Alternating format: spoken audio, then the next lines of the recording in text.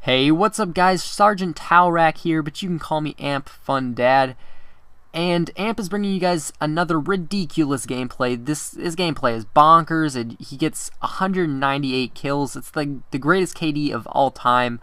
And this gameplay is by a guy called Saddam. That's his gamer tag, so I don't know. He might be a terrorist or something. He's probably been trained well to kill people because obviously 198 kills.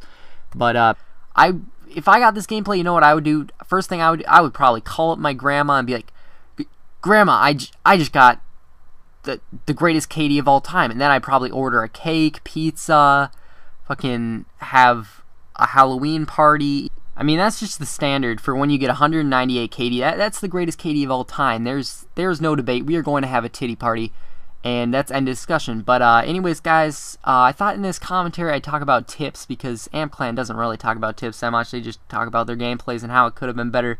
No, that's a joke. Anyways, wanted to tell you guys how you can try and get these insane scores like us Amp members. And maybe even, hell, I don't know, maybe you will get an insane gameplay and it will get you into the Amp Clan. Who knows? But I wanted to help you guys out and tell you guys some tips. Now, one thing is you got to get your score streaks to get these gameplays. I mean, for 90% of this gameplay, you are going to see this guy in a kill streak or having kill streaks up. It's all about kill streaks, man. So to get kill streaks, what I like to think about it is it's like a clock, and you know you're sitting in class and it's really boring. It's fucking history class. It's the last hour of the day, and you don't know when it's gonna be over. It's just dragging on forever. You're like, when is this shit gonna be over? And you know the minutes, they're slowly coming by, and I do have a point to this. This does relate to Call of Duty. I'm gonna get to it in a second, but so the minutes are just slowly going by, and you think it's, oh man, there's so much time left in class. It's never gonna be over, but pretty soon it ends, and that's how I like to think of kill streaks. You know, if you're running the load star as your first streak, it feels like you're never gonna get that load star. It looks so far away. You're getting kills, and every time you get a kill, it just goes up a little bit, and you're feeling like, hey man, I'm never gonna get this kill streak. I can't get load star. I'm gonna take that kill streak off. No, you're gonna keep that load star on, that VSAT, whatever first streak you have. You got to run the big streaks, and you got to play smart. Each kill matters. Each minute ticking down until you get out of class, that shit matters. You just gotta push forward and play smart. And to play smart, you really just gotta know where the spawns are. So that will just come with time of playing the game.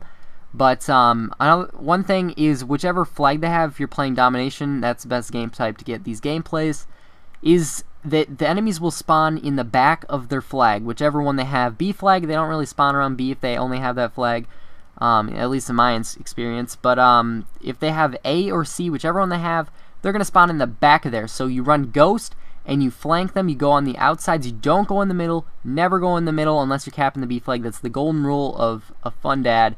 And you heard it from me, and that's the way you gotta play Call of Duty Black Ops 2. Never go in the middle, because people are figuring out to play Treyarch games, you gotta camp in the middle, and you gotta get your lightning strike and your I don't know what I'm talking about, but as I was saying, you gotta play smart. You got to make decisions that are risky. Well, not necessarily make decisions that are risky. What I mean to say is, don't make decisions that are risky, but take chances if you think it's going to benefit you and you will not get destroyed. Like right here, here's a little example right there. He could have easily got killed by that light machine gunner or whatever that guy was running. So he took a little risk there.